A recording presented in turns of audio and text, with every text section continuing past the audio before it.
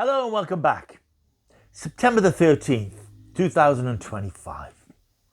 September the 13th. September the 13th. There's something about that date, something I feel I should remember, but I can't quite bring it to mind. Something about September the 13th. Of course, how could I have forgotten? That's the day the moon was blasted out of Earth's orbit and sent shooting into space. What am I like?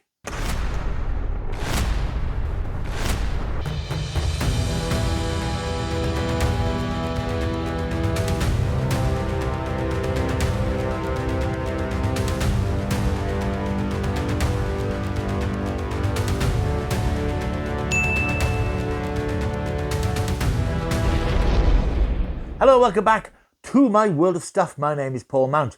If you are new here and if you've been lured into this channel by the promise of something about Space 1999, then why not like and subscribe to the channel? You can do it by clicking there or clicking that QR code.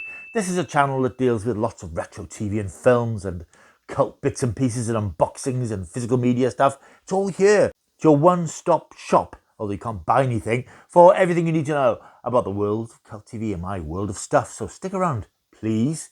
Space 1999 is what we're talking about today, specifically the very first episode. This is, I suppose, part of my First Impressions series, where I look at the first episode of a popular, sometimes unpopular series to see what made that show tick and what made it a success, or in some cases, failure. And I thought I would do Space 1999 today because it is the anniversary of the show's fictional origins. That first episode, Breakaway, which was first shown on the 4th of September 1975. So it is very much a celebration of 50 years of the existence of Space 1999 and 50 years since the cataclysmic events which launched the series in the first TV episode. So I thought I would take a look at that episode and have a little chat about it, which is exactly what I did. I watched the episode again this morning on ITVX, even though I've got the Blu-ray set. It's easier just to crank up ITVX.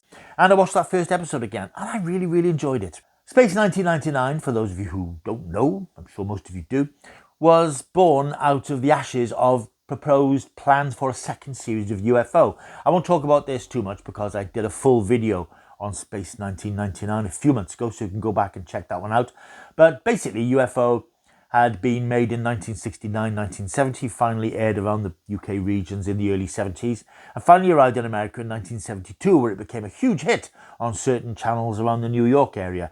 Such a huge hit that ITC in America decided that they wanted some more of UFO. So even though the show had finished production a couple of years before, ITC asked Gerry to put together some plans for a second series. They specified they didn't want any episodes set on Earth. They wanted to move it away from the Earth. So Gerry and his crew at Pinewood set about putting some plans together for UFO 2. Unfortunately, the ratings for UFO in the States started to dip towards the middle end of the run, and ITC got cold feet and dumped the idea for a second series. Gerry, being very practical, went to Lou Grade in the UK and said, well, I've made all these plans and ideas, why don't I create a new show? Thus, Space 1999 was born, like a phoenix from the ashes of UFO. Bit of a disappointment for me because I was a huge UFO fan, as you may know, but Space 1999 went into production in 1973 and launched its first episode in 1975. A long production tale for this particular show, which is hardly surprising when you watch it. Hugely expensive show. I think at the time it was the most expensive TV show ever made, with incredible budgets. And you watch that first episode and it's all up there on the screen with incredible production values, incredible model effects and special effects, with a story which quite literally sets up a cast of characters and hurls them out into space so that they can't get back to Earth. The first episode was written by experienced TV scriptwriter George Bellack, unusually for an Anderson show, because it was usually Gerry and his then wife Sylvia who had written the first pilot episodes of most of their shows to set up the storyline and to put the format into place for future writers to be able to pick up on. But George Bellack was assigned to write the script. It's September 1999 and Commander John Koenig travels to the sprawling Moonbase Alpha complex to take control prior to the launching of a mission from a nearby space dock to the rogue planet Meta, which has drifted into the solar system and is suspected of harbouring intelligent life. But all is not well on Alpha. Many of its astronauts have fallen victim to a strange virus that has incapacitated and killed some of them. Koenig arrives and is informed by the base's chief scientist Victor Bergman and medical chief Dr. Helena Russell that the situation is actually much worse. It's not a traditional virus, but something lethally connected to one of the huge nuclear waste storage areas regulated and monitored by Alpha. A connection between all the victims of the virus reveals that their duties had required them to overfly the obsolete nuclear disposal area 1 in one of Alpha's fleet of Eagle transporter ships. Magnetic radiation causes the obsolete pile to explode, and Koenig and his team soon realize that similar radiation is building up in the much larger nuclear disposal area 2, slowly turning it into a ticking time bomb. As Commissioner Simmons arrives from Earth to check on the preparations for the metaprobe, he's informed of the situation and attempts begin to disperse the waste in Area 2. But it's too late. Radiation surges and sets off a chain reaction that tears the moon out of Earth's orbit and sends it drifting out into the cold wastes of space. That's Breakaway, the first episode of Space 1999, and it is a really enjoyable piece of television. It's 50 minutes, and it's, as I said, it's easy to see. The money is on the screen. This is a big, mighty production. The sets are fantastic. That main mission control room set on Moonbase Alpha is a fantastic piece of work. You can see elements of its origins in UFO, certainly in some of the set design. It looks a little bit like shadow control in UFO, and you can see how Moonbase Alpha could have been an expansion of Moonbase in UFO. So it has the same sort of aesthetic in a way, but much larger. It is a hugely impressive set. It's sprawling. It's full of control consoles and control panels. There's lots of people wandering around, lots of extras walking up and down gantries. It looks like a huge workspace on a futuristic installation on the moon. Visually, it's absolutely triumphant, of course. Brian Johnson provided the special effects for this, and the classic design for the Eagle space transporter vehicles. Gerry Anderson's shows, of course, iconic for all the vehicles and shows dating back to Fireball XL5 and Supercar, Stingray, Captain Scarlet, Thunderbirds. But I think the Eagle transporter is one of the most memorable designs ever seen on an Anderson show. Bearing in mind that Derek Meddings did most of the classic Anderson shows, Brian Johnson came on board with this fantastic design, this fantastic look for the Eagle transporters with these sort of girder-like effects and these landing struts and this prominent nose cone. It's really fantastic looking design and a fantastic looking ship. And this is the Moonbase Eagle transporter. I think of all the fantastic iconic spaceships and machines that have been in the Anderson shows, this is really the most practical looking one as well. It really looks like a working machine. It's got this pod type thing, which I suppose is reminiscent of Thunderbird 2, that could drop down, and the landing struts. It looks like the sort of thing that NASA would have come up with in their heyday of creating space vehicles. And I love this nose cone. It's a fantastic design. And the whole show is full of imaginative, intelligent designs. This is a wooden replica of the sort of stun guns that the Alphans had, their weapon. And I can't remember if this makes a noise or not. But this is a nice, it's clever, practical design. This thing you hold in your hand with a trigger sends out sort of laser little beams. You see it in the first episode. And this is the Comlock. Again, it's a wooden replica, but this is the device that they used as a communication device. This was like a video screen, mobile phone in a way. So ahead of their time again, the Andersons. It's full of rich and fantastic, colourful designs. The uniforms that were designed by Rudy Genrich, the sort of colour-coded uniforms, all these sort of grey type tunics with different colours to symbolise the different areas of Moonbase Alpha, the different jobs that the various technicians had and so on. It's really well put together world. Looks absolutely fantastic, and the scope and scale of it is astonishing for something that was made in 1973 and aired in 1975. One of the scenes that really impressed me watching it again this morning was a scene, it's a very simple scene, which is probably easy to sort of not particularly register, but I think there's a scene where Koenig is talking to, I think it's Alan Carter, played by Nick Tate, who's one of the Eagle pilots, and they're in this sort of bay area, and there's a window behind them, a sort of open window, and it looks onto a bay where you can see lots of these Eagle transporters lined up, and there's machines moving around in the background and moving one around. It was obviously a green screen sort of effect, superimposing a model effect behind these two actors. But it really gives you a sense of the scale of Moonbase. It's got this huge hangar that's full of these space travelling machines. Fortunately, because during the course of the series, they need a lot of them because they get lost and they crash and they get destroyed. We lose 2 or 3 in this episode alone. So you really get the scale of this place, the size of it, and the number of people in it. There's so many different people, extras and named technicians. There's a really good supporting cast of characters played by actors that, as Anderson fans and fans of this show, we're familiar with. It's got another iconic Barry Gray signature tune, this fantastic, rousing, adventurous, thrilling piece of music that's overlaid over action scenes from the episodes. This is one of the Anderson shows where they would do this episode and you get clips from the episode, usually action scenes and dramatic scenes that really serve to pull you into the episode. I think that's a really interesting production technique. I don't know why shows don't do that today. Just show little clips coming up or this episode. It might be a bit cheesy, but I think especially these days when it's so easy to zap to another channel or another streamer, to have opening sequences that show you what's coming in the next hour to keep you on board, I think it's a really good idea. It is a really good and accomplished cast. Martin Landau and his wife Barbara Bain played John Koenig and Dr. Helen Russell. They were a TV couple anyway. They've been starring in Mission Impossible on American TV for some years. That had recently finished. They were looking for a new project. This appealed to them. They moved over lock, stock and barrel to the UK.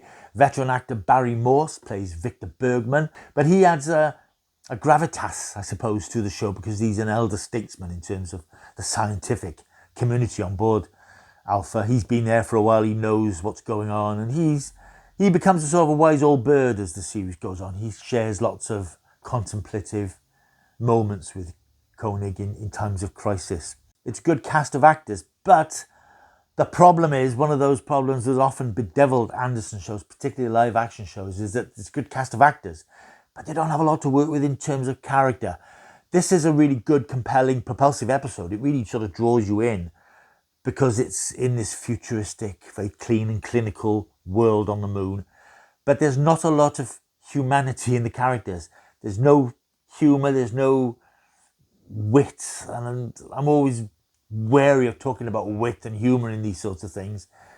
But I think you need a bit more humanity. You need characters to relax a little bit. And I think this is a problem in this episode particularly.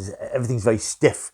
All the dialogue relates to the situation that's going on. There's no peripheral dialogue, which I think you sometimes need to establish that these are real people. They're not always talking about the plot. But here they are. It's very plot driven. It's very story driven. So there's no time to focus on who these people are, what their relationships are, and how they feel about one another. You get them, they're friends. When Koenig arrives, it's so nice to see you, Commando, stuff like that, but it goes no deeper than that. There is a hint at one point about something possibly between Dr. Russell and Koenig when he's been involved in an incident. He's back on Moonbase and he's being examined by Dr. Russell. And he says, well, I didn't know you cared. And she's got that sort of look to suggest, oh, I do care.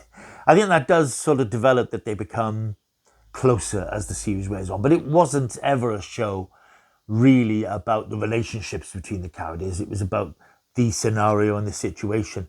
The idea, ludicrous and scientifically ridiculous as it is, of the moon blown out of orbit and shot off into space. But it is a very, very enjoyable first episode, and I'm reminded watching it today of how much I loved all the Anderson shows. When it doesn't take much to remind me of that, I just have to think about them sometimes. And I feel warm thinking about those great shows from the 60s and into the 70s as well. But it has a real sense of adventure about it because as the episode ends, the moon is drifting away from the Earth, and Koenig and his crew aboard Moonbase Alpha are looking to the future and hoping to find a new home out in space.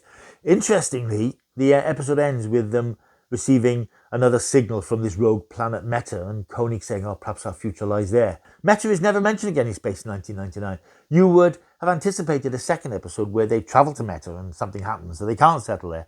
But it's never mentioned. I think it's mentioned years later in various fan and other media-related things. I think they tried to resolve it. But it does seem very odd that having set this up, they didn't move that into the second episode. It's never referenced again. It's very odd.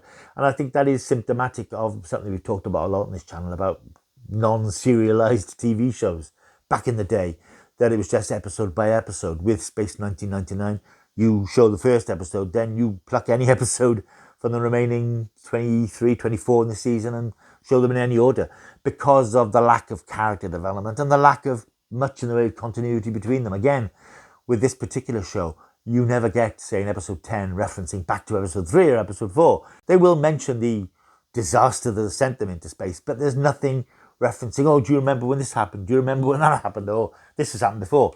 And that's a little bit frustrating in a show like this, because you'd like to think that would help the characters develop, become more fully formed. But it wasn't about that. It was about the adventure, about these characters in space, the spectacle, the aliens they met and the planets they landed on. And the series became very metaphysical in its first season. I mean, again, I've talked about all this in my previous video. It touched on themes about mysterious beings and destiny and something guiding their travels through space as they try to find a new home. Series 2, of course, goes in a totally different direction, but we don't talk about that.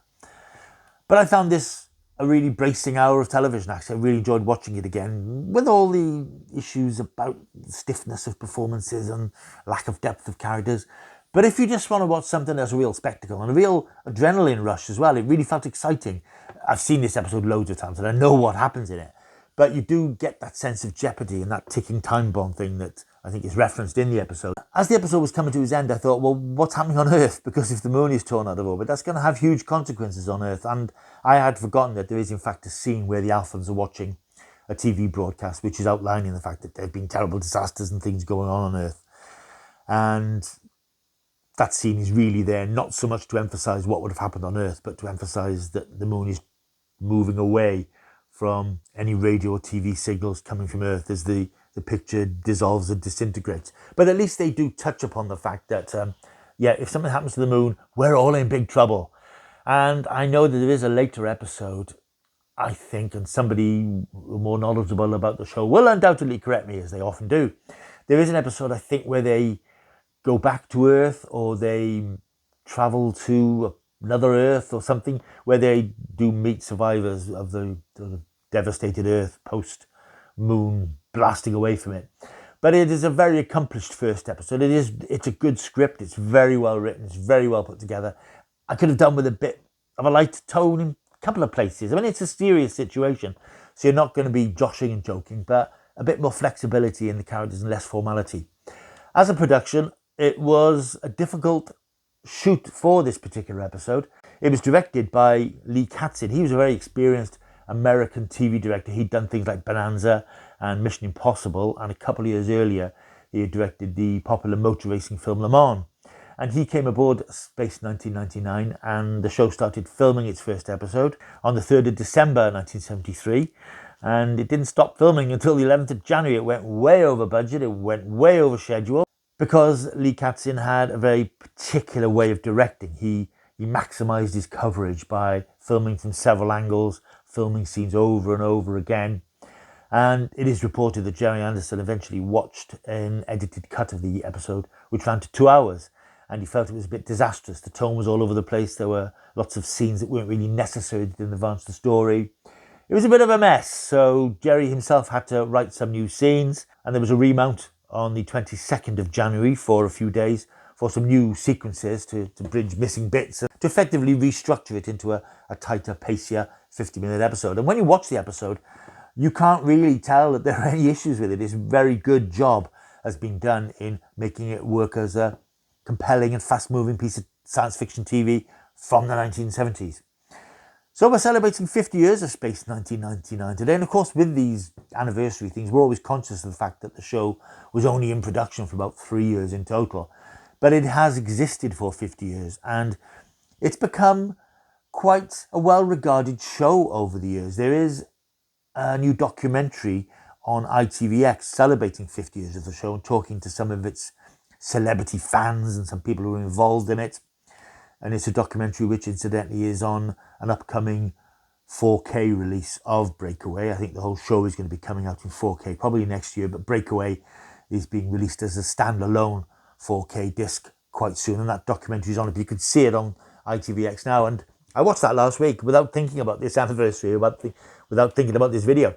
And it does make you realise how important this show has been to so many people and how influential it's been. Despite the fact it was never a huge rating success, it really has a massive fan base who are very passionate about it. Even those slightly lesser regarded second season episodes, it's carved out a real niche for itself in science fiction TV history. And quite frankly, I'm not surprised. It's a very, very good first episode, a very good launching pad for a series that had its ups and downs, as so many of these shows do. But 50 years on from the creation of the show and the first airing of the show, I remember watching that first episode quite well, which is always a worry. But it is a really good show. I mean, I still would have preferred a second season of UFO. But there's no denying that Space 1999 really launched with a bang, quite literally. And it's a very powerful and fascinating first episode. If you've never seen it, it is on ITVX, as I said. It's available on Blu-ray. Watch out for the 4K set next year. And it's a real triumph. And I was surprised how much I enjoyed it this morning. The faults that were there, I was expecting. So I was really struck by how beautiful it looked. The production design, the sets. And as I said, the money is up on the screen. And yes, there are issues with characters and the dialogue and the performances. They do have that rigidity about them. But that was just the way of these things, particularly in Gerry Anderson live action stuff. But as a 50-minute piece of spectacle, it stands the test of time. I didn't watch this morning and think, oh, God, that looks cheap. That looks nasty. Apart from maybe one scene where an astronaut is flying through the air and you can see a wire which is holding him up. That's the perils of high definition for you. But it looks great. It's a fantastic first episode. If you've never seen it, rush out and find a copy of it and watch it now. That's Space 1999 Breakaway. 50 years of Space 1999. We salute you, Moonbase Alpha, and all who sailed on you. Right, thank you for watching. Hope you enjoyed this video. If you have, as I said, please like and subscribe to the channel. You might as well. And you can do that by clicking there or there. And I will see you soon. Lots more stuff to come. There's another physical media update coming tomorrow, hopefully, because I've got quite a few new discs I've picked up recently. And definitely coming in the next few days at last will be my retro review, looking back at 1975's BBC children's drama, The Changes. So lots to come. Stick around. I'll see you soon. Until I do, keep taking the stuff.